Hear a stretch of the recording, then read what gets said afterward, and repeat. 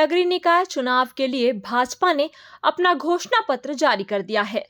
जिसे अटल विश्वास पत्र का नाम दिया गया है।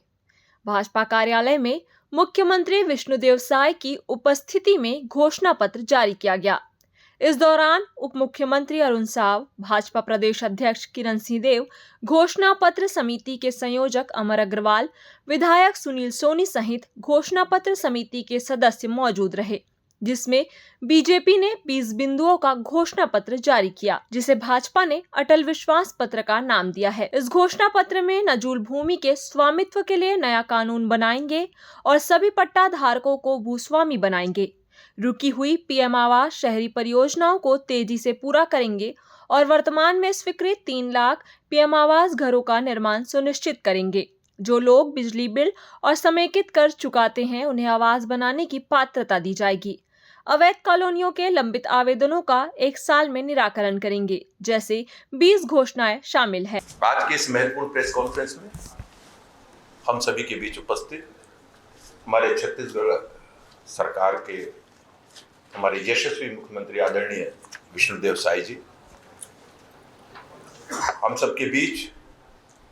सरकार में उप मुख्यमंत्री की दृष्टि से हमारे पूर्व प्रदेश के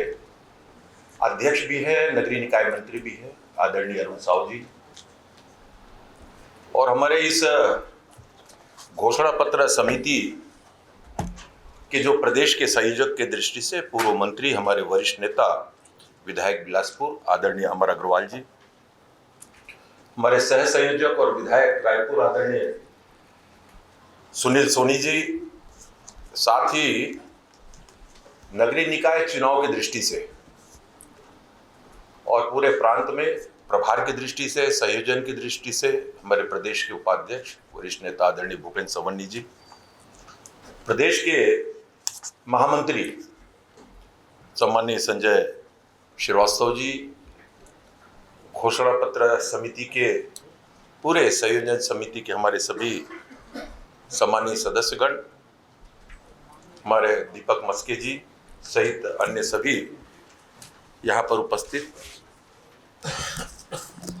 बंधु, आसन्न नगरीय निकाय चुनाव की दृष्टि से भारतीय जनता पार्टी पूरे नगर निगम चुनाव में विकास की दृष्टि से, सुशासन की दृष्टि से आज भारतीय जनता पार्टी का जो घोषणा पत्र है, जो कि अटल विश्वास पत्र, हमारे छत्तीसगढ़ का निर्माण पूर्व प्रधानमंत्री भारत रत्न श्रद्धेय अटल जी के द्वारा किया गया और पूर्ववर्ती भारतीय जनता पार्टी की सरकार में जिन 15 वर्षों में जिस तरीके से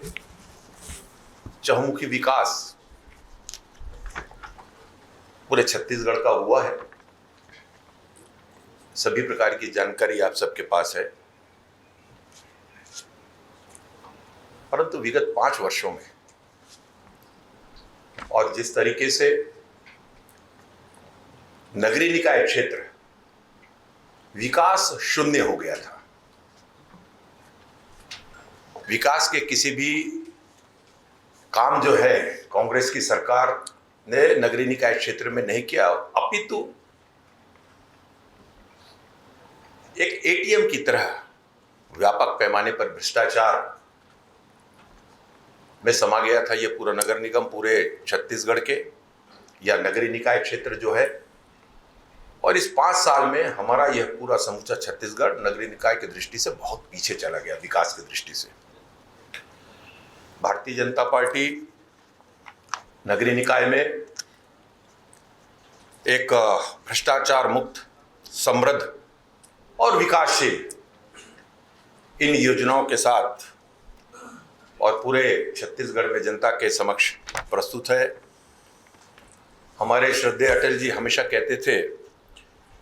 कि मैं यहाँ वादे लेकर नहीं, इरादे लेकर आया हूँ। इसी को चरितार्थ करते हुए और जिस तरीके से जनता का विश्वास विगत विधानसभा चुनाव में और लोकसभा चुनाव में, हमारे दक्षिण का चाहे वो उपचुनाव हो भारतीय जनता पार्टी के पक्ष में छत्तीसगढ़ की जनता ने अपना विश्वास व्यक्त किया है, और स्वाभाविक रूप से नगर निकाय चुनाव में भी, क्योंकि केंद्र की जो महत्वपूर्ण आदरणीय प्रधानमंत्री जी की जो योजनाएं हैं और छत्तीसगढ़ में भारतीय जनता पार्टी की सरकार बनने के पश्चात से ही आदरणीय मुख्यमंत्री विष्णुदेव साय जी के सुशासन की व्यवस्था के तहत और डबल इंजन की सरकार की जब हम बात करते हैं तो बहुत तेज गति से जनता तक वह योजनाएं पहुंच रही हैं। चाहे प्रधानमंत्री आवास का मामला हो, चाहे हमारे महतारी वंदन जैसी योजनाएं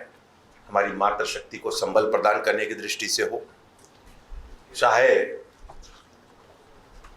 3100 में प्रति क्विंटल धान किसान भाइयों के लिए हितार्थ उनके लिए प्रत्येक एकड़ में